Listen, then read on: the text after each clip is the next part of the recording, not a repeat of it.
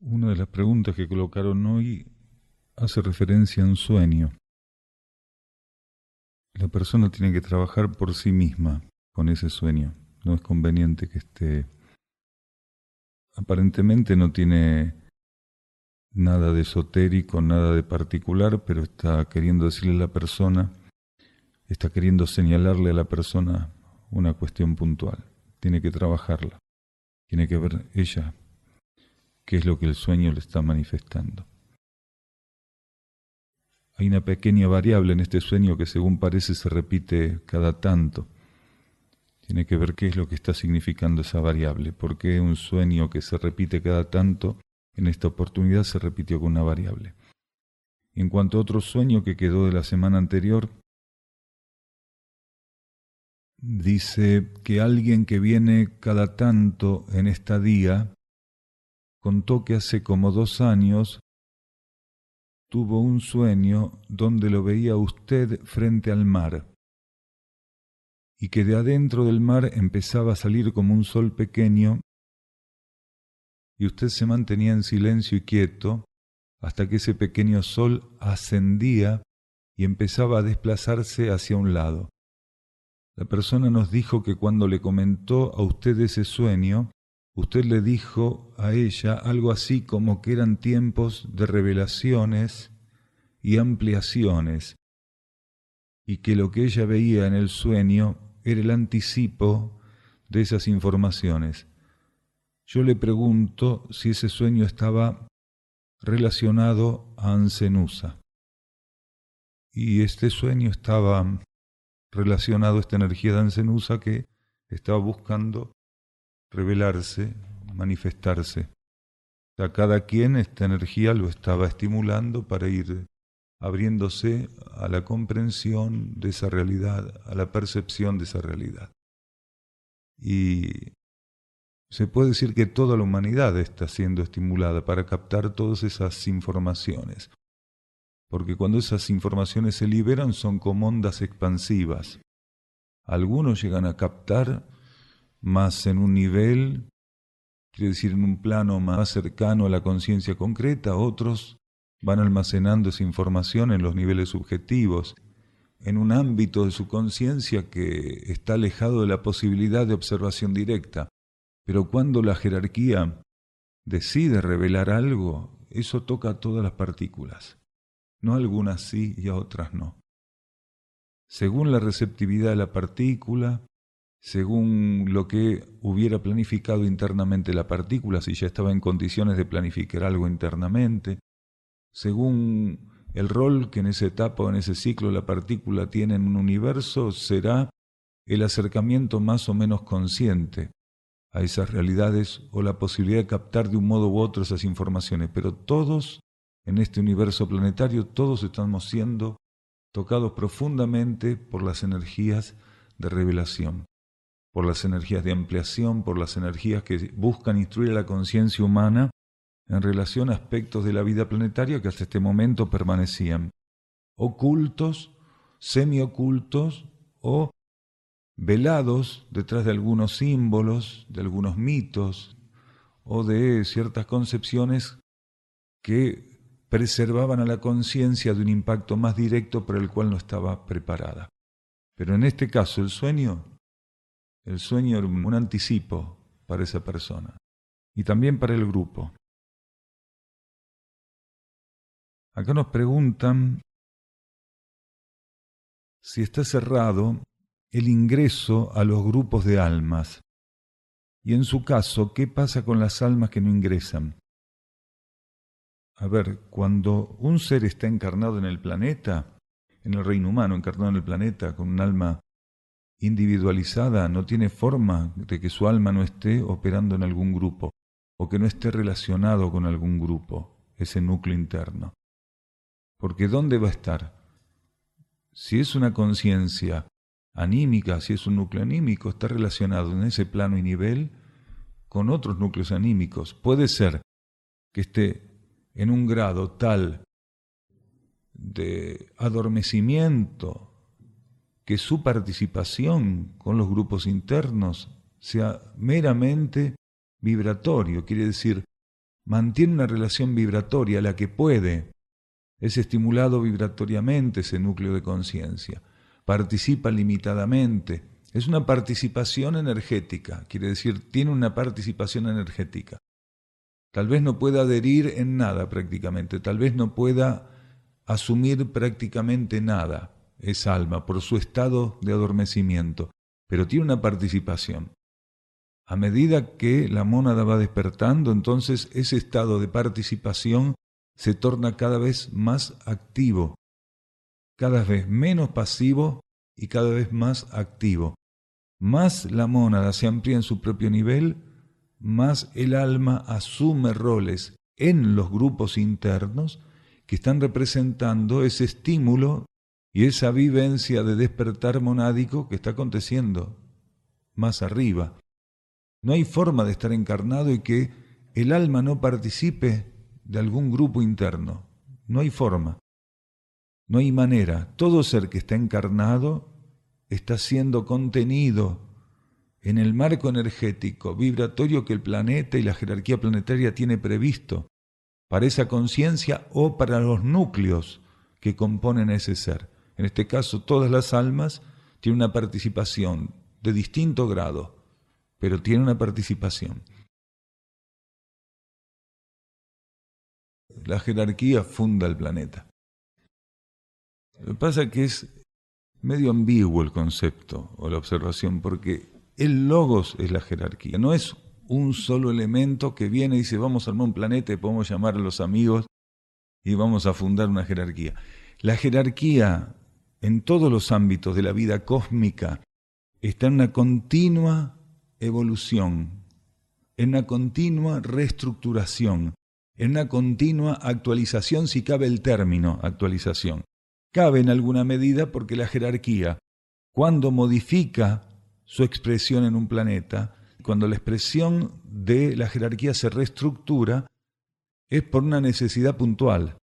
Se está actualizando en cuanto a lo que la voluntad única necesita para ese universo. Pero siempre que el planeta se esté expresando, la jerarquía está de algún modo sosteniendo esa expresión. Lo que sí ocurre es que a partir de que un planeta pasa a tener un cierto grado de expresión y constitución, la jerarquía también pasa a tener un cierto grado de constitución o expresión, apuntalando en concomitancia a las necesidades evolutivas de ese universo que son continuas y que están compuestas por etapas y por ciclos. Lo que sí ocurre es que a veces la conciencia logoica se centra en una coordenada vibratoria y atrae hacia sí partículas que luego va a ordenar de un modo particular también, y a partir de ahí surge una expresión de tipo logoico. Puede derivar en un planeta, en un sistema solar o en lo que fuera. Y otras veces la conciencia logoica no convoca sobre sí, sino que subsidiariamente asiste procesos energéticos donde, mediante leyes de magnetismo, determinado grado de partículas y sustancias cósmicas se aglutinan en un campo magnético y cuando llegan a un cierto grado de aglutinación, ahí la conciencia logoica toma, por decirlo de algún modo, posesión de ese conjunto, posesión de ese núcleo vibratorio que está ahí en formación y a partir de ahí lo lleva a un grado de expresión gradual bajo otras etapas o ciclos. Pero siempre está presente la jerarquía. Si no, nosotros tenemos que pensar que es una casualidad, pasa el logos por ahí, hace algo, dice, a ver, es como un ocupa el logo. ¿Vieron los que ven las casas vacías, las ocupan? Ven un campo vacío y dice, bueno, no es de nadie, me meto. No hay nada que sea casual en el cosmos. Imaginemos que un proceso de conformación planetario, sistémico, galáctico, intergaláctico, no puede ser una casualidad. Pasó una partícula por acá, justo, no tenía dónde ir, se quedó ahí, pasó otra, se le asoció. No funciona así, porque si funcionara así el cosmos, realmente la cosa estaría muy, muy delicada. Hay conceptos, hay formas simbólicas que no están erradas. Lo que en realidad ahí, que es propio de la teosofía y de otras líneas evolutivas, lo que está diciendo ahí que cierto grado de conformación de la jerarquía empieza a funcionar de ese modo. Pero la jerarquía no estaba ajena a ese proceso, nunca estuvo ajena a ese proceso. ¿Qué ocurre? Forman parte a partir de cierta etapa, participan a partir de cierta etapa, ciertos grados de la jerarquía, ciertos cuerpos de la jerarquía, ciertos ordenamientos jerárquicos, ciertas combinaciones jerárquicas. Lo que pasa a ocurrir es que el logos pasa a polarizar determinadas estructuras de conciencia que van a ser las que él utilice para sustentar cierto ordenamiento y expresión de su universo. Pero el hecho de que el logos esté ahí manteniendo su atención absoluta y perfecta sobre el núcleo en conformación es un acto jerárquico y es presencia de la jerarquía. Una vez que el logos logra centrar de un modo en particular, logra hacer madurar ese núcleo vibratorio, ese núcleo cósmico, lo lleva a una nota en particular, a partir de ahí él puede ir sumando otros elementos. Sumando, pero no es que no había nada ahí. Incluso cuando el logos centra su atención y empieza a generar esta polarización y surge la conformación como respuesta, una gran cantidad de miembros, de núcleos, de entidades que conforman esa vida logoica fueron las herramientas para llevar ese grado de expresión, lo que después va a ser la base donde se van a ir sumando otros miembros de la jerarquía.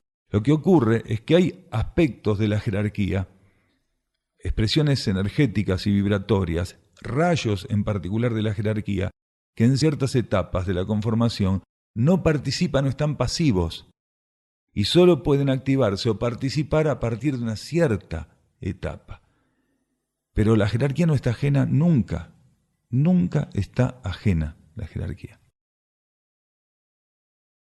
Si vale la aclaración para alguno, según cómo se van conformando el ordenamiento vibratorio para las mónadas y la sucesión de expresión de los reinos, donde esas mónadas van a hacer su experiencia, donde van a encontrar el respaldo para esa experiencia, es cómo se van haciendo las sumatorias y los nuevos ordenamientos jerárquicos.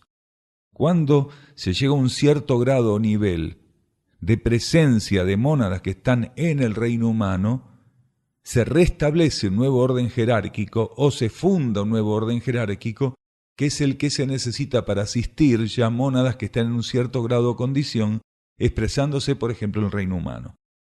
No es la misma la necesidad que tiene de conducción, de presencia, interacción jerárquica, un medio planetario donde las mónadas básicamente que están participando en esa instancia son mónadas minerales, que cuando puede haber una combinación de mónadas minerales ya sumadas mónadas que están en el reino vegetal, y así sucesivamente.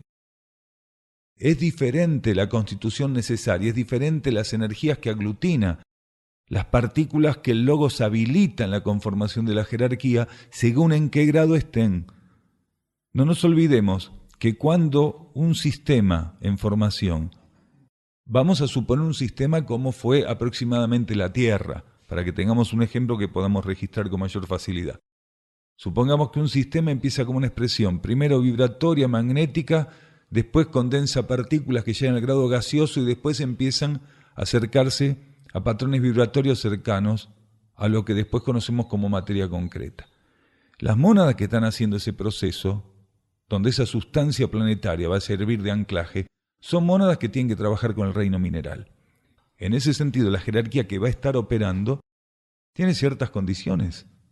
A medida que se va completando todo ese espectro de combinación de reinos, de mónadas y de reinos, la jerarquía pasa por otras ampliaciones, la jerarquía pasa por otra conformación que es la necesaria para ir sobrellevando ese universo, garantizándole a las mónadas que están haciendo experiencias en cada reino la conducción adecuada.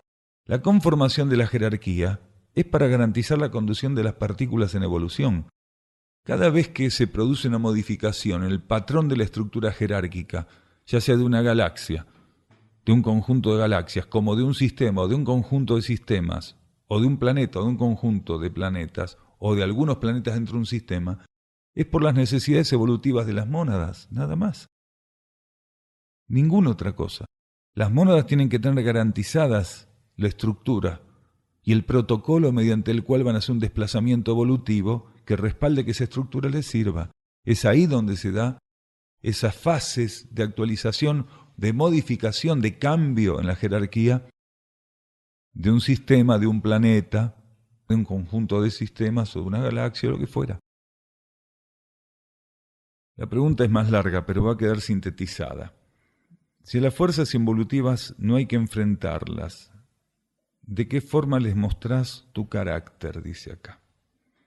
El carácter tiene que tener pulimento, tiene que tener fortaleza y pulimento, tiene que tener fortaleza y capacidad de sostenerse, fortaleza y estabilidad, fortaleza y entrega, fortaleza y devoción. El carácter tiene que ser algo que esté lo suficientemente trabajado.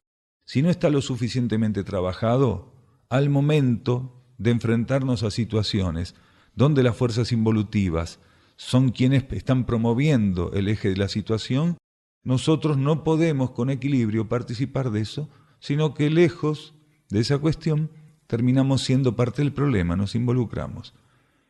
El ser que tiene un carácter débil es un ser que va a ser vapuleado continuamente por situaciones donde las fuerzas involutivas estén presentes. Ya tener un carácter débil es, de algún modo, de antemano, estar vencido en la existencia. El ser todavía no aprendió a estar encarnado, sobrellevando la encarnación adecuadamente. Tener un carácter fuerte y sin pulir también es un gran impedimento, pero poniendo uno sobre otro o uno al lado del otro, aquel que ya tiene un carácter fuerte tiene una herramienta más fácil de adaptar a situaciones frente a las fuerzas involutivas que aquel que tiene un carácter débil todavía, donde no se puede directamente sostener nada. En un carácter fuerte o sobre un carácter fuerte, al igual que sobre una roca, emparejando la roca se puede construir. Sobre un carácter débil no hay nada que construir, no hay forma. Van a pasar encarnaciones y encarnaciones hasta que ese ser, de tanto ingresar o de seguir ingresando a la materia, empieza a entender cómo estar en la materia, de qué modo operar en la materia, y comienza a entender más la relación interior. Y de esa relación interna, de la percepción de esa relación interna, es que surge la templanza del carácter. Uno puede templar una espada, pero después tiene que seguir trabajando sobre ella, si no queda en rústico. Uno no basta contemplar el acero que va a conformar la espada. Se templa, pero después se sigue trabajando. El carácter fuerte, en alguna medida, es un carácter que ya está templado, pero está en bruto. Falta que la pieza pase por el tratamiento final, donde queda absolutamente balanceada, donde queda absolutamente pulida, donde queda absolutamente alineada, donde se le engarza adecuadamente a la empuñadura, donde la empuñadura pasa a tener el grosor que necesita aquel que va a empuñar la espada. Todo eso es lo que tiene que ocurrir, todo eso es el pulimento del carácter. Para enfrentar las fuerzas involutivas, quiere decir, para estar ante los embates de las fuerzas involutivas hay que tener carácter fuerte, un carácter bien fortificado, pero si no está pulido, el ser va a tener que pasar por purificaciones continuas en el aprendizaje y el pulimento de ese carácter frente a situaciones donde esas fuerzas están acechando. Por eso es tan importante sobre nuestra conciencia este grado de atención que tenemos que aprender a esgrimir. Porque si no aprendemos a estar atentos, no podemos recibir la guía interior que nos permita comprender qué es lo que hay que pulir en nosotros. Cuando decimos que hay que tener una genuina autoobservación, capacidad de mirarnos íntimamente, no decimos capacidad de especular a ver qué tengo que corregir en mí, porque eso es una trampa, porque la mayoría de nosotros va a empezar a mirar cosas que en realidad incluso pueden no ser ni siquiera defectos, porque más de una vez el ego traspola defectos por virtudes y virtudes por defectos. Lo que es blanco dice que es negro, lo que es negro dice que es blanco. Lo único que puede señalarnos a cada uno de nosotros qué es lo que está ocurriendo es la conciencia interna. Entonces, la atención es para el señalamiento que la conciencia interna, si nos encuentra receptivos y entregados a ese proceso, va a ser El carácter se pule cuando estamos abiertos a que la conciencia interna nos guíe en el reconocimiento de lo que tiene que ser pulido en el carácter. Ese es el verdadero sentido de autoobservación. No poner en manos del perro determinar cuándo se va a comer el chorizo, porque eso no sirve. No es así. ¿Se entiende? Nosotros tenemos que aprender a estar receptivos y la vida interna va encontrándonos receptivos a señalar, a conducirnos en el pulimento del carácter. Nos va a tocar, nos va a alertar sobre qué tipo de situaciones o en qué tipo de situaciones debemos operar o movernos de una manera en particular. Todo eso si estamos entregados a la percepción y si estamos abiertos a obedecer lo que esa percepción nos muestre. Restaurar lo que hicimos mal es, si estamos conscientes, operar en la medida de esa conciencia del modo correcto, continuamente, en la medida de lo posible. Lo que hicimos ya está. No hay que cargar con esa culpa. Lo que hicimos ya está. Del mismo modo que no podemos seguir cargando con culpas al que nos hizo algo, porque ya está, ya lo hizo. Lo que tenemos que estar es alertas para que no nos siga haciendo algo igual y nosotros, en caso de ser ejecutores de ese tipo de cosas, no seguir en esa línea. Como decimos siempre, hay que trabajar en sentido contrario al error. Aquel que se carga de culpas o se la pasa cargando de culpas a los demás, no hace él, no permite que el otro haga. Si sos consciente de que algún aspecto de tu carácter, esto es para todos nosotros, ¿no? Si somos conscientes que algún aspecto de nuestro carácter fue nocivo, impactó de un modo tremendo, traumático sobre los demás, sobre situaciones, sobre el planeta, sobre la vida, y ahora somos conscientes de eso, bueno, tratar de agudizar y de sostener nuestra atención para ver de qué modo la vida misma, que fue la única afectada de todo eso, porque la única afectada es la vida que está en cada elemento, la vida única. La vida misma, que es la afectada, precisamente porque la vida no guarda rencor ninguno, en cuanto nos tornamos más lúcidos, en cuanto nos encuentra más lúcidos, la vida nos muestra cómo trabajar en sentido contrario al error. Seguramente, si tu conciencia en este momento está lúcida de haber hecho eso, es porque ya está lúcida para tener un grado de receptividad suficiente y ver de qué modo trabajar en sentido contrario al error. Y ponerte a sostener ese trabajo, nada más, a ejecutar ese trabajo. No hay otra cosa para hacer. Culpas, nada, ya está. Puede ser que alguien se cruce y te culpe, te señale, te diga, ¿te acordás vos que me hiciste esto? Y bueno, es entre él y el Padre eso, si no se puede dar cuenta que todo es transitorio. El trabajo es trabajar precisamente en sentido contrario al error. Eso es lo que hay que hacer. Si bien uno puede decir, bueno, pero es un error generar un impacto, un traumatismo, cuando uno no puede todavía manejar bien su carácter. Sí, bajo la ley de karma es un aprendizaje como cualquier otro. En realidad, todo lo que hacemos traumáticamente para con los demás y para con nosotros mismos tiene que ver, casi todo exclusivamente, con la falta de pulimento o de gobierno de las fuerzas que conforman nuestro carácter, nuestra personalidad. A medida que nosotros vamos avanzando en el dominio de las leyes mentales, de las leyes emocionales, y eso se va corrigiendo, eso se va superando. Acá nos consultan si la cuadratura de rayos de Erx, segundo Taikuma, cuarto Myanuma, noveno Urauma y 11º Epantikuma conforman la jerarquía de instrucción de ese centro. Toda la jerarquía, quiere decir todas las conciencias que conforman Erx, forman parte en distinto grado de la jerarquía de instrucción planetaria. Porque Erx es el centro iniciático, es el centro que canaliza las energías iniciáticas. Todos y cada uno de los miembros de las jerarquías de Erx en algún grado son jerarquía de instrucción. Conciencias o entidades que operan en ese trabajo de llevar a las mónadas, de conducir, de asistir a las mónadas en las ampliaciones que finalmente van a dar como liberación dentro del proceso evolutivo. Ellas todas son jerarquía de instrucción, porque toda la enseñanza de Erx toda y cada una de las enseñanzas que provienen de Erx, todos y cada uno de los estímulos que provienen de Erx, son para que las conciencias que los registran puedan vivir la ley espiritual. Eso es instrucción pura, porque es el único sentido que tiene la energía de instrucción. La energía de instrucción llega y nos toca para que nosotros podamos en este plano comenzar a vivir y a responder bajo las leyes espirituales. Aprender los aspectos superiores de las leyes en la aplicación práctica en la materia. Todos nosotros estamos continuamente estimulados por Erx en ese sentido, para la vivencia de las leyes espirituales mientras estamos encarnados, para la condición práctica de esas leyes.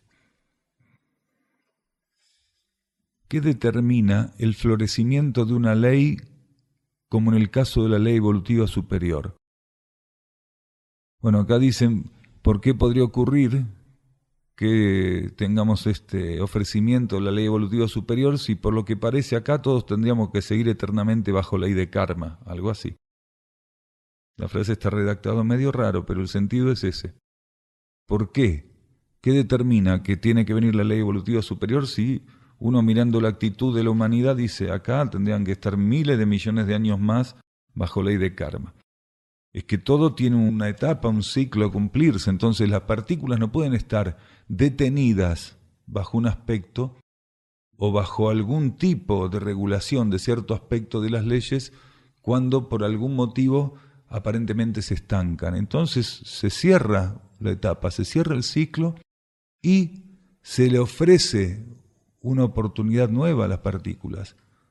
Quien no necesita, cuando se cierra ese ciclo de etapa, una oportunidad nueva, pasa a ser regido por la ley evolutiva superior en este caso. Quien sí necesita otra oportunidad para ver cómo resolver lo que bajo ley de karma no pudo bajo este ofrecimiento, va de nuevo a donde tiene que ir, al reino vegetal, al reino mineral, al reino animal o al reino humano en situaciones más primitivas. Pero simplemente es eso. Nosotros somos conjuntos de mónadas en todos los reinos. Cuando algunas de esas mónadas completan su aprendizaje más o menos adecuadamente y otras no pudieron, agotado el ciclo, las que pudieron son llevadas a otra expresión, las que no pudieron reinciden. Si no fuera así y en un universo planetario se llegara o se tuviera que esperar que todos finalmente respondieran a la propuesta evolutiva, se terminaría disolviendo, destruyendo ese universo. Porque la energía no puede mantener eternamente una estructura, un patrón vibratorio. La energía en los universos que están bajo leyes de expansión está en continua elevación. Aunque parezca que un universo se mantiene en un nivel, en realidad, en ciertos grados, en ciertos planos de su constitución, eso está mudando hasta que el resto de los niveles que lo constituyen también tiene que responder a esa mudanza y ascender. Las estructuras materiales de un planeta parece que están como estancadas, pero eso es solo una apariencia. Los niveles más subjetivos continuamente van viviendo en expansión. Cuando los niveles subjetivos llegan a un grado de expansión, a un determinado grado de expansión, los niveles materiales tienen que seguirlos. Y es ahí donde se corta el ciclo y se hace el reparto. En este caso, un juicio.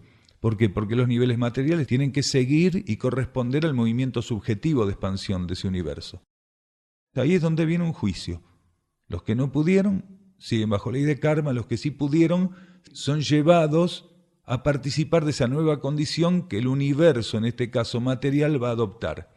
¿Siguiendo qué? Siguiendo el camino que los patrones subjetivos, que están libres de condicionamientos, le van marcando en esa continua expansión. Hay una parte de los universos que está así, continuamente expandiéndose. Otra parte pareciera estancada, que es la parte más densa de los universos. Lo que ocurre es que cuando, insistimos, para que quede claro, la parte subjetiva ya llega a un ciclo donde debe llevar hacia arriba la parte objetiva o concreta, ahí se acaba la posibilidad. Unos siguen para arriba, otros van por un costado para abajo. Cuando se está en condiciones como la Tierra, que se está saliendo de la ley de karma para la ley evolutiva superior, siempre hay un proceso purificatorio más puntual. Porque cuando se está saliendo de la ley de karma, siempre hay elementos que tienen que ser retirados. Siempre hay un tipo de transmutación, un grado de transmutación que tiene que darse. Ahora, en la Tierra se dio y se da exageradamente. Hay universos que están saliendo de la ley de karma, o salieron de la ley de karma, o van a salir de la ley de karma para la ley evolutiva superior, sin el grado de traumatismo y sin el exceso purificatorio que vamos a vivir nosotros.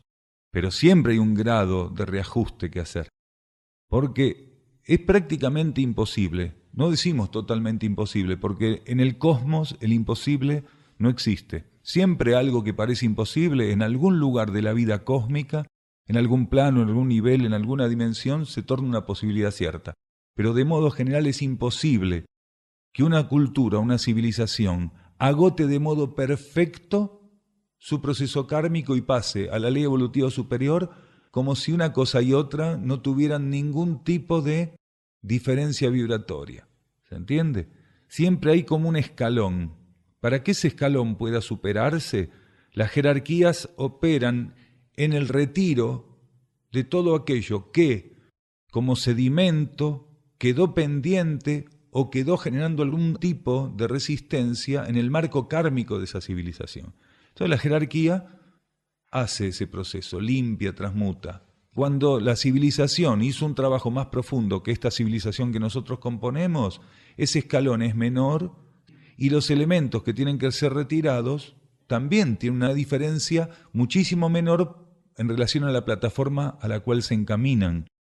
En nuestro caso es abismal la altura del escalón entre el proceso kármico general, el estado kármico general de la humanidad y del planeta, y la ley evolutiva superior, el aspecto de ley evolutiva superior que se nos va a ofrecer, el escalón, la diferencia, la brecha es enorme, inmenso. Fíjense que pocos seres son rescatables, un 10% aproximadamente. Eso está diciendo la tremenda brecha que hay entre la plataforma básica de experiencia, la ley evolutiva superior a la que se encamina ese 10% y el techo o base del 90% que todavía va a seguir bajo ley de karma. Claro que hay una relación directa, y si no estuviera dado este cambio de polaridad, sería imposible la transición. Gran parte de lo que se decía para el 2012 ocurrió en 1988. Precisamente. Los mayas no estaban equivocados, más o menos era lo que tenía que ocurrir, año más, año menos. Pero la situación planetaria se tornó tan caótica que se tuvo que dar un cambio urgente de logos. Toda la conciencia logoica que venía sosteniendo esto tuvo que soltar y se adelantó. Y este otro logos empezó gradualmente a ocupar ese lugar y a sostener una situación que se hacía insostenible. Por eso alguna vez nosotros decimos, el 2012 que tanta expectativa generó, en realidad a la mayoría se le escapó todo eso, porque fue en 1988 que todo lo que estaba predicho y previsto para el 2012 en términos internos, o aproximadamente para el 2012 ya había ocurrido. Entonces, ¿qué vamos a esperar? ¿Que ocurra algo que ya ocurrió? Había ocurrido ya. De modo general, cuando los seres están bajo ley de karma, lo que van haciendo son experiencias externas. Para que esas experiencias externas puedan hacerse con la mayor economía y síntesis, generalmente se hacen bajo polaridad de extrospección. ¿Por qué? Porque la conciencia se vuelca al exterior. No nos olvidemos cómo son los ciclos para la conciencia. O sea, la conciencia va pasando por un proceso de exteriorización. Se exterioriza la conciencia. Y ahí empiezan los procesos kármicos, las experiencias kármicas más puntuales, las más fuertes, se exterioriza la conciencia. Entonces el proceso de exteriorización es un proceso que necesita una asistencia de la energía de un modo puntual. Por eso se hace bajo ley de polaridad masculina, extrospectiva. Del sábado pasado quedó esta pregunta también. Una persona que dice que en su familia siempre le dicen que es muy creativa porque está siempre haciendo cosas Y la persona dice que comenta esto porque ella no se siente una persona creativa, sino todo lo contrario. Y si estoy haciendo siempre alguna cosa es por mi personalidad inquieta, coloca acá. Interesante. Fíjense esta civilización, el concepto que tiene de creatividad, ¿no?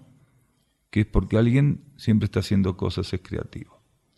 Así nosotros vamos ahogando la energía de la creatividad, la capacidad de crear, lo vamos ahogando en esta compulsión que a veces la conciencia tiene en la materia de no poder parar. Es la energía de la creatividad queda ahogada en movimientos que son compulsivos generalmente, porque el que no puede parar lo que está viviendo un proceso de compulsividad, de inercia. Es algo tan importante, tan insustituible, indispensable, absolutamente indispensable, importante, insustituible, como es la energía de la creatividad, pasa a ser, en esta cultura que conformamos, tan mal entendida. Alguien no puede parar, alguien siempre está haciendo cosas, es creativo. Es una locura eso, pero esto ocurre y hay muchas personas que tienen este concepto. Nosotros siempre decimos que la creatividad es la capacidad de expresar en un universo o de que se exprese a través nuestro universo, de nuestra energía, lo que es necesario para ese universo. Una persona puede estar quieta y no ser creativa, puede moverse y no ser creativa, y a su vez también puede estar quieta o moverse y ser sumamente creativa. Lo importante es que sus etapas pasivas como activas respondan a la voluntad de la energía. Si nosotros, haciendo lo que fuera quisiéramos, estamos en sintonía con la voluntad de la energía, lo que fuera quisiéramos sería una colaboración en términos de creatividad. Seríamos herramientas de la vida creativa. Ahí seríamos co-creadores. No importa qué, barriendo, lavando un plato, regando una planta, dándole de comer al perro. Si uno hace lo que tiene que hacer en sintonía con las necesidades y los ciclos interiores, lo que va haciendo, aunque parezca algo intrascendente, lo que va haciendo es imponiendo el orden interno de ese universo. Y la energía de creatividad es una extensión del orden interno, de la vida única, de ese orden superior e interno. Entonces, un ser creativo no es un ser que o está haciendo cosas innovadoras aparentemente, o que se la pasa buscando algo nuevo para hacer. Esto lo dijimos muchas veces. Un ser creativo es un ser que en sintonía con su orden interno, lo que va asumiendo es una expresión de esa voluntad interior y de ese orden interno. Entonces, ¿qué hace? Él lo que va estimulando es la armonía de ese universo. Lo que va estimulando es que ese universo se acerque al arquetipo. Un ser creativo es un ser que trabaja para que, a partir de sus pensamientos, de sus sentimientos y de sus acciones, el arquetipo de ese universo encuentre respaldo, encuentre un elemento para expresarse, para sustentarse. Haciendo lo que haga, él es un creativo. ¿Por qué? Porque crea las condiciones para que ese universo se exprese en base al arquetipo que lo sostiene. Y todas estas cosas que a veces, y esto lo dijimos muchas veces también, todas estas cosas innovadoras que muchas personas ofrecen a la humanidad, rotuladas como creativas, en realidad no son creativas, porque colocan este universo cada vez en un mayor riesgo, cada vez en un mayor encapsulamiento, cada vez en un deterioro magnético, vibratorio, energético. ¿Qué es esa creatividad? No es nada. Eso es el resultado de una relación equivocada de la conciencia psíquica del ser con las influencias de las fuerzas materiales. Aunque aparente ser algo totalmente diferente lo que él ofrece, de creativo no tiene nada. ¿Por qué? Porque no importa que algo sea totalmente diferente en términos de comparación. Sí, lo único que está presente en eso es el fuego de fricción y las fuerzas materiales utilizando ese elemento como campo de su manifestación. Por eso hay que cuidarse con la creatividad en la cocina.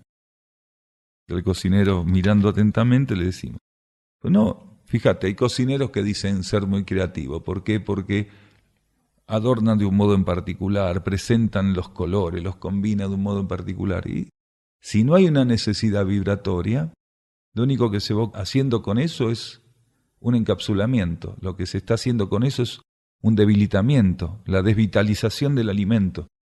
Entonces, ¿qué es un cocinero creativo? Un cocinero que tiene la capacidad de percibir cómo preservar mejor la energía de los alimentos, de qué modo tratarlos, cómo ser una especie de sacerdote en el proceso de tránsito de los alimentos, desde que llegan a la cocina, se preparan para pasar a un comedor. Eso es lo que tiene que hacer un cocinero. Y lo mismo tiene que hacer el agricultor cuando está ahí trabajando con los vegetales. ¿Cuándo un agricultor sería un creador? Cuando va interpretando qué tiene esa esencia vegetal para ofrecer, qué le solicita a él como cooperación para poder llegar a expresarse de ese modo. Entonces el agricultor pasa a ser un creativo, un asistente de la vida creativa, cuando él entiende cómo acompañar, cómo cooperar con la esencia que está ahí para manifestarse y cómo cooperar para que esa esencia circule sin ser interferida y que vaya cumpliendo con sus fases arquetípicas, con las etapas que le corresponde. Y lo mismo en cualquier actividad, es igual. Según lo que nosotros hagamos, cuál sea nuestro grado interno de expansión, ciertas condiciones ígneas se pueden manifestar a través de lo que hacemos. Si todavía estamos muy involucrados con la materia, todo lo que hacemos está embebido de esta condición fricativa. Aunque no sea aparentemente traumático, aunque aparentemente no sea brusco lo que hacemos, va a estar cargado con esa condición siempre. Aunque el fuego esté bajito en la hornalla, sigue estando la hornalla prendida. ¿Se entiende? Cuando empieza a estar más presente, de un modo más presente y más profundo, la condición del alma del individuo, entonces el fuego solar empieza a expresarse más a través de lo que él hace. Cuanto más él en sintonía con el alma está, cuanto más permeable está la voluntad del alma, entonces hay expresiones solares que se van dando en lo que va haciendo. Y si logras tener un grado de receptividad todavía mayor, el fuego cósmico, por una cercanía, por una empatía con la energía monádica, empieza a expresarse a través de lo que va haciendo. Pero no el fuego cósmico en el voltaje y condición que es vivido, sostenido y en la interacción que sostiene la mónada con ese fuego, sino una adaptación de ese fuego, y no el fuego solar como lo vive y del modo en que lo vive y lo expresa el alma, sino una adaptación de esa energía. Pero en la adaptación se expresa la cualidad. Se baja el voltaje, pero la condición o cualidad está presente. El fuego fricativo puede estar en mayor o en menor intensidad, y sin dejar de ser fricativo más allá de la intensidad. Lo mismo pasa con el fuego solar. No importa en qué intensidad, la cualidad es solar. Y lo mismo pasa con el fuego cósmico. No importa la intensidad, pero sigue siendo cósmico. En ciertos grados e intensidades son vividos, expresados por la conciencia monádica. Pero si encuentra receptividad en cierto grado e intensidad, adaptado a las posibilidades, también puede ser liberado en este plano. Por eso es tan importante aprender a estar receptivos en cada etapa a la condición que la energía requiera de nosotros. Por eso decíamos siempre, es muy importante aprender a estar receptivos para diferenciar energías, porque eso facilita la posición de la conciencia ante lo que llega de los mundos internos. A medida que nosotros vamos empezando a entender, a percibir, a diferenciar vibraciones, energías, manifestaciones internas, aprendemos a colocarnos de ese modo, acompañando prácticamente de modo espontáneo la situación, sin que pase el consciente izquierdo por ahí. Aprendemos a estar colocados particularmente de un modo, a posicionarnos en conciencia de un modo en particular ante eso. Hay médicos mentalistas que dicen que curan el cáncer ayudados por el paciente. ¿Y qué se puede decir respecto a esto? Con relación a la espiritualidad y el cuidado de la salud, creo ver como una grieta que a veces parece muy peligrosa. ¿Por qué es que se ven tantas personas abocadas a la espiritualidad que tienen actitudes contradictorias respecto a la salud. Acá hay un tema, ¿no? El gran miedo que tiene la humanidad ante la enfermedad, ante el dolor, ante las dolencias, ante los traumatismos, hace que de un modo u otro, más o menos consciente, por lo menos una gran porción de quienes componen la humanidad estén como emitiendo un llamado desesperado para evitar ese dolor, esos traumatismos, para salir de la dolencia. Y cuando hay un llamado, aunque sea algo subjetivo, aunque sea algo subconsciente, mientras hay quien llama subconscientemente, siempre va a haber quien responda también a eso. Unos se tornan aquí complementos de la prueba de otros. Claro que va a haber médicos y especialistas y terapeutas que prometan de todo y digan de todo y juren que pueden hacer de todo. Si un ser no es un curador, no cura. Un ser que no es un curador, no cura. Y para curar, un curador tiene que tener un nivel de madurez monádico. Porque un ser puede pertenecer al linaje de la cura, pero no estar en condiciones todavía iniciáticas y de madurez para colaborar con ese proceso, sino limitadamente, sí limitadamente. Hay muchos seres volcados a terapias que tienen un grado limitado, pero un grado de posibilidades de asistir la cura. ¿Por qué? Porque pertenecen internamente, forman parte de los linajes o el linaje de cura. Si ese ser se va ampliando, la posibilidad de expresar esa energía de cura es mayor. Pero hay muchos seres que no forman parte de los linajes relacionados a la cura o del linaje de cura y tienen una ambición de curar. Quiere decir, una ambición de recibir la gratitud de otros por ser asistidos para salir de un traumatismo. Hay personas que buscan continuamente la gratitud de los demás, el reconocimiento de los demás porque se sienten particularmente alimentados, sienten una gran necesidad de recibir esa gratitud, ese reconocimiento. Y eso no significa que estén en condiciones de curar.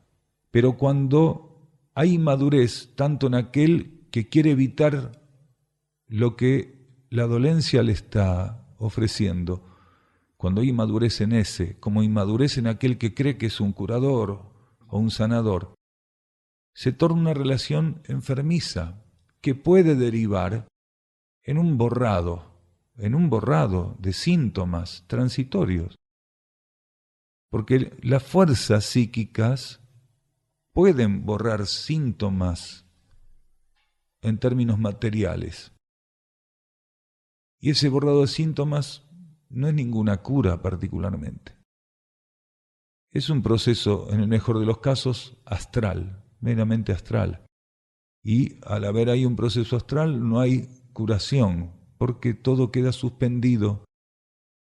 Lo que ocurre en ese momento es que la presión psíquica emitida por el supuesto curador y avalada por aquel que se entrega a las manos de curador, la presión psíquica es superior a la expresión de la dolencia en términos físicos.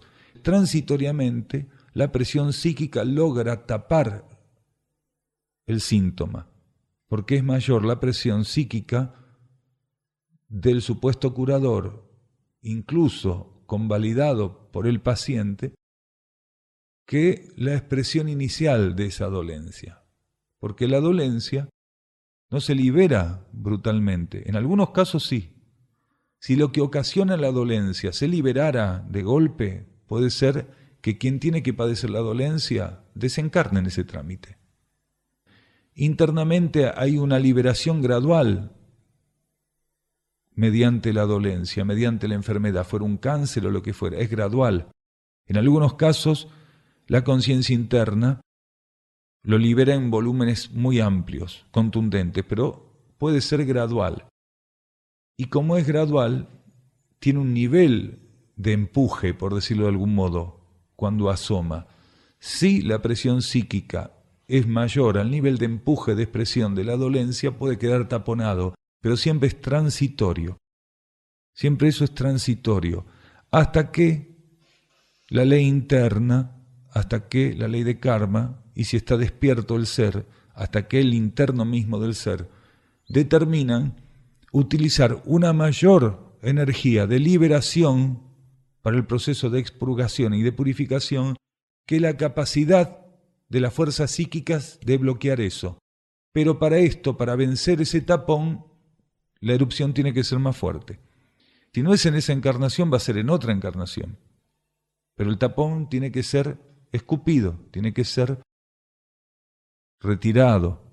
¿Qué opinamos de este tipo de cosas? Opinamos que hay seres que pueden ser curadores, que puedan ser herramientas para colaborar con la ceremonia de purificación de otro ser y ser la herramienta de la energía para que un proceso purificatorio se agote. Y otro puede ser simplemente un ser inmaduro aplicando fuerzas psíquicas, astrales, mentales, que aparentemente den el mismo resultado, con la diferencia que en el átomo permanente del paciente la enfermedad sigue ahí y sigue intentando liberarse, siguiendo el sentido circulatorio de la ley de purificación, intentando liberarse, y va a necesitar remover ese tapón. ¿Entiendes? En esa encarnación, en la siguiente va a tener que, con más fuerza, intentar expresarse. Porque lo que los seres tenemos que hacer al estar enfermos no es buscar una cura milagrosa, que si se da el milagro se da, que son leyes internas. Nosotros tenemos que hacer algo mucho más a nuestro alcance, que es intentar armonizar con esa dolencia. No taparla, armonizar con la dolencia. Ir viendo por dónde la vida nos dice, bueno, usted con esta dolencia armonice, que no significa quedar vencido ante la dolencia, que no significa ante la dolencia ser empático. La dolencia no necesita eso, necesita que nosotros trabajemos con ella en términos de armonía.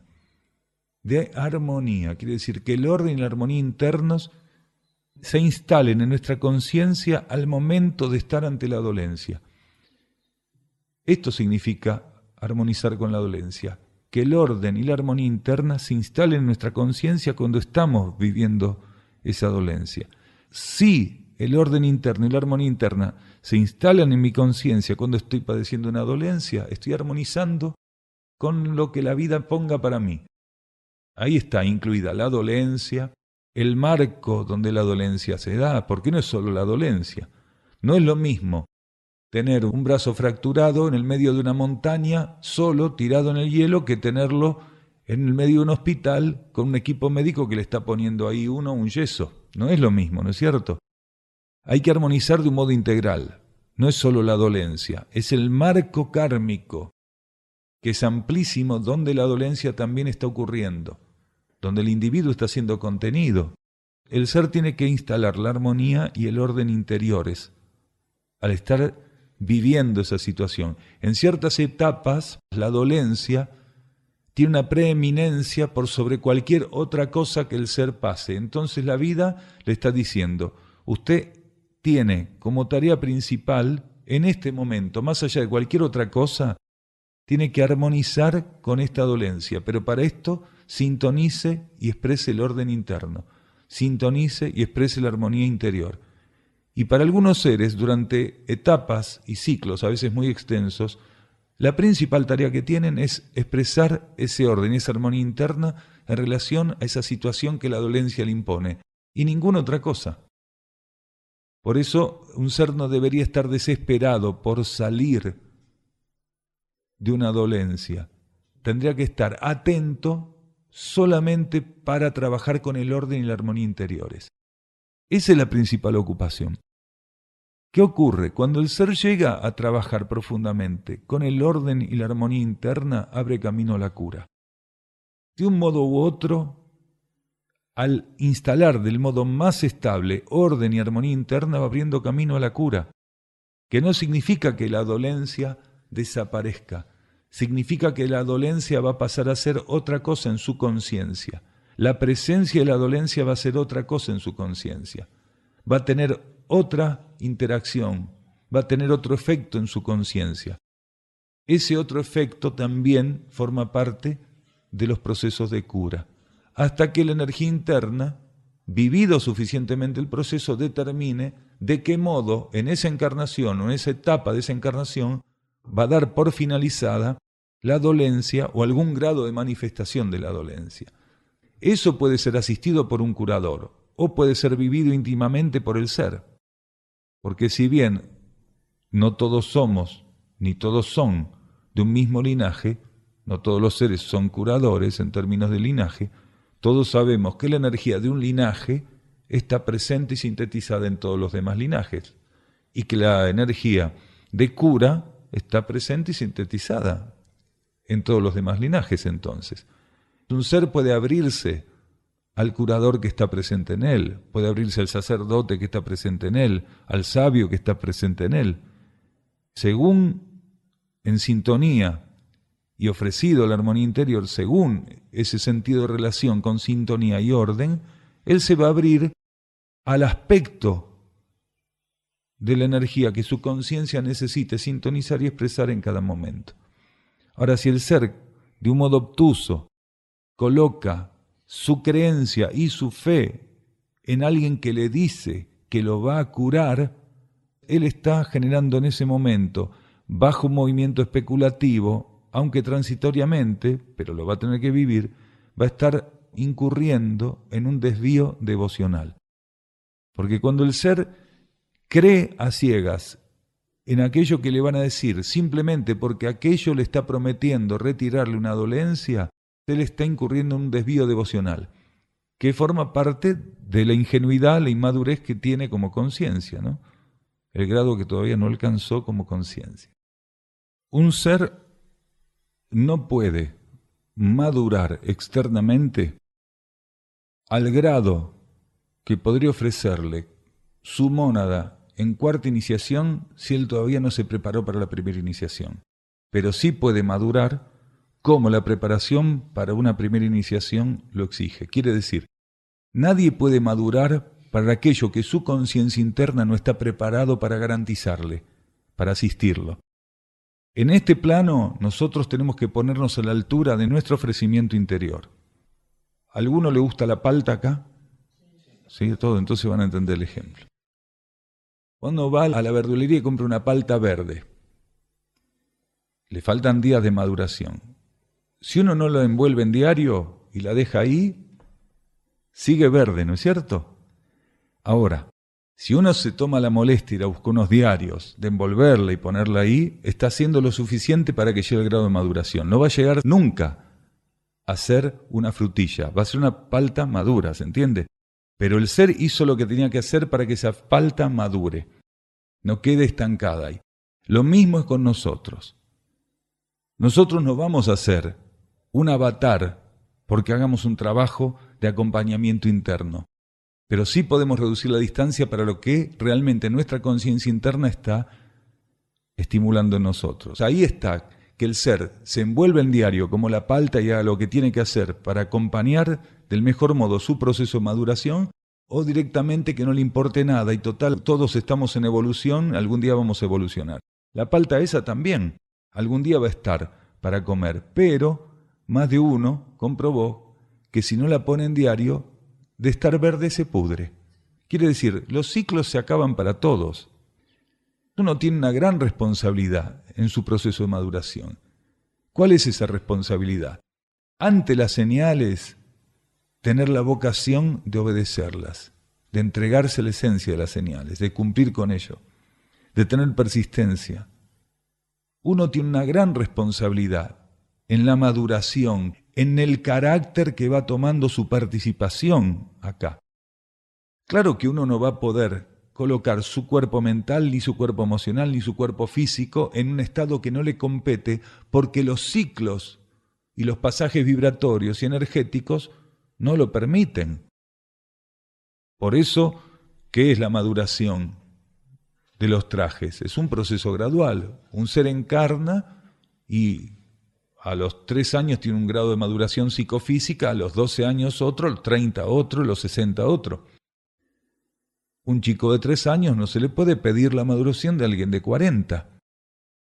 Pero hay personas de 40 años que han madurado de milagro. ¿Se entiende lo que decimos? Porque no han hecho mucho para favorecer eso. La mayoría de los seres que están en este planeta, que tuvieron tantas oportunidades, no en esta encarnación solamente, hace decenas, centenas de encarnaciones, no han aprovechado lo que la energía les ofrecía. Y lo que les ofrecía la energía era la síntesis de la educación, el apuntalamiento para llevar su conciencia al grado de madurez adecuado para cada etapa. ¿Cuántas veces dijimos que qué es educar? Es asistir la maduración de los trajes, trabajar para la maduración de los trajes. Esa es la esencia de la educación. Un ser tiene que abrirse a su vertiente interna porque no hay educador más profundo, más efectivo que la propia esencia interna. Cuando el ser se abre a la propia esencia interna, se abre a esos estímulos, obedece esos estímulos, se sostiene en el mantenimiento de esos estímulos con fidelidad, con entrega, se está haciendo todo lo posible para madurar. Ahí la energía interior, como el papel en la palta, opera, causa su efecto. Ahora, si el ser, en vez de estar abierto a los estímulos internos, él se mantiene identificado con las fuerzas materiales, es como la palta que no se le pone el papel. Está ahí fría en un lugar y puede llegar a pudrirse. Por eso hay tantos seres que al final de esta transición planetaria no son rescatables, son como paltas que no hicieron nada para madurar. No son rescatables. Los seres que no son rescatables, la inmensa mayoría, recibieron todo para madurar y rechazaron toda la asistencia. Se identificaron con fuerzas que no circulaban en el sentido adecuado. ¿En qué sentido adecuado? En el sentido adecuado de la maduración de esos trajes. Porque los trajes maduran cuando se expanden hacia el arquetipo de su constitución. Si un ser se identifica con las fuerzas materiales, se está identificando con corrientes de energía que circulan en sentido contrario a aquel proceso arquetípico que tienen que vivir. Ese proceso arquetípico, el camino hacia ese proceso arquetípico se llama maduración. Nosotros tenemos muchísima responsabilidad en cuanto a esa maduración. No tenemos poca responsabilidad, tenemos mucha. Y a medida que avance esta transición, antes de que termine la transición, todavía más dádivas, más oportunidades, más estímulos, porque la energía está haciendo todo, nunca hubo tanto como hoy hay a disposición para que maduremos. Nunca hubo tanto. También es cierto que nunca hubo tanto derroche de energía como hoy existe. Porque si bien nunca hubo tanta energía ofrecida, nunca hubo tanta energía rechazada. Miren cómo está el planeta, ¿no? Nosotros recibimos a aquel a quien nos entregamos. Miren a quién se entrega a alguien y verán a quién recibe. Es así de simple. En este momento las fuerzas involutivas tienen una potencia como nunca tuvieron en el planeta. Si un ser se entrega a los juegos de fuerza, va a recibir lo que proviene de la entrega a los juegos de fuerza. Hay que ver qué tiene más peso para el ser. Tenemos que aprender a ser objetivos. Si un ser está continuamente buscando, mediante un estado de atención, está buscando reducir la distancia con su vida interna, estar buscando genuinamente y trabajando persistentemente en acercarse a su vida interna, va a terminar recibiendo aquello a lo cual se entrega. Esto es ley, porque estamos en estos universos de expansión, precisamente porque las posibilidades son esas, no son otras. No hay estancamiento ninguno, todo es expansión. Cuando un ser se entrega a actitudes que están avalando el sentido circulatorio de la energía que busca ampliarlo, se da el proceso que la ley tiene previsto para eso. A ver, no hay ningún tipo de traición por parte de las leyes. Nosotros les damos la espalda a las leyes. Íntimamente el ser tiene que ver si realmente él aspira y tiene vocación de aquello que teóricamente le está llamando la atención. Podría ser que hubiera un cierto grado de curiosidad, un cierto grado de intención de conocer ciertas cosas, que le llame la atención, determinado tipo de cuestiones a una persona, pero que íntimamente no está colocando su energía para que eso pase a ser parte de su conciencia. Todavía eso para esa persona va a ser una cuestión teórica, va a ser un accesorio, va a ser algo que tiene que ver con los conocimientos o las informaciones que fue recabando. Pero todavía la esencia de esa condición, de esa cualidad, de esa información, no puede ser un patrón activo en su conciencia. Aprender a conocerse implica, con humildad, ver si estamos listos para aquello que creemos que estamos listos. A veces estamos totalmente en inferioridad de condiciones para lo que suponemos que estamos listos. ¿Esto es válido como experiencia evolutiva? Sí que es válido, aunque el ser no pueda concretar ciertos aspectos que ya de algún modo a él le estén llamando la atención y que en alguna medida él busque acercarse y trabajar con eso, es muy válido. Hay etapas donde el ser tiene que ensayar el acercamiento con algunos elementos que todavía kármicamente, de modo estable, no va a poder instalar en su vida. Pero ese acercamiento esporádico, inestable, incontinuo, lo va preparando para que en algunas otras encarnaciones o en ciclos más adelante, en esta misma encarnación, pueda tornarse efectivo ese trabajo. El ser tiene que aprender a ver de qué manera existe una genuina correspondencia. Si hay una ilusión, una fantasía entre lo que él cree que le corresponde, entre el ideal que él tiene respecto a sí mismo, lo que él cree que es, lo que cree que tiene que llegar a ser y lo que realmente está ocurriendo en su vida. Eso es fundamental. Si el ser no tiene esa capacidad, va a estar siempre en una nube de ilusión, de inestabilidad. Lo primero que el ser tiene que hacer, y esto lo dijimos muchas veces, si no está en condiciones de ir por el camino corto, tiene que ir por el genuino autoconocimiento. Cuando está, pero realmente en condiciones de ir por el camino corto, que se olvide del autoconocimiento, que se olvide de la observación de lo que hace, que se olvide de todo, porque cuando está por el camino corto, es tan potente la energía de la fe, de la entrega parece ser, que con eso basta, porque tiene una capacidad de entregarse tan potentemente al fuego interno, que no importa nada, porque el fuego interno va a terminar purificando todo eso. Él tiene la capacidad de conducir todo lo que él es en conciencia a ese fuego interior. Pero si no está todavía en condiciones de hacer ese camino corto, y tiene que ir haciendo todos estos procesos, tiene que tener la capacidad de saber mirar, de saber mirarse, de conocerse profundamente, de aprender a estar atento. Y están quienes tienen que ir trabajando, poniendo en equilibrio las dos posibilidades. Porque puede ser que estén a poco, al corto, al mediano plazo, para avanzar en el camino corto en alguna medida, pero todavía tienen que hacer experiencias propias del camino largo.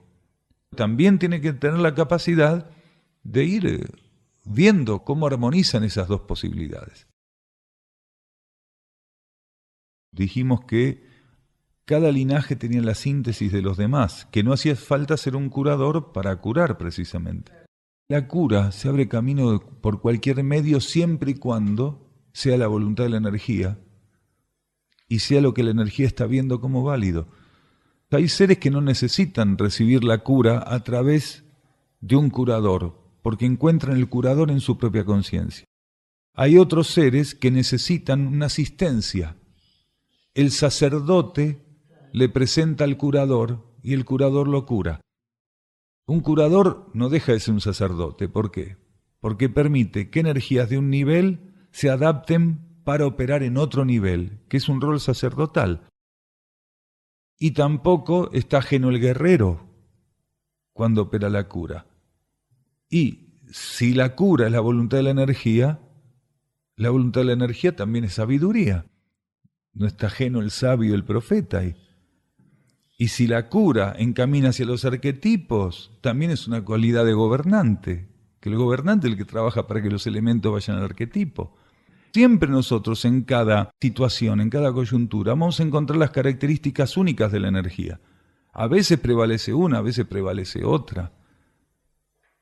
Y respecto a este tema de que hay personas que están muy metidas en la espiritualidad y que descuidan mucho la salud, esto también es un proceso que es expresión de inmadurez.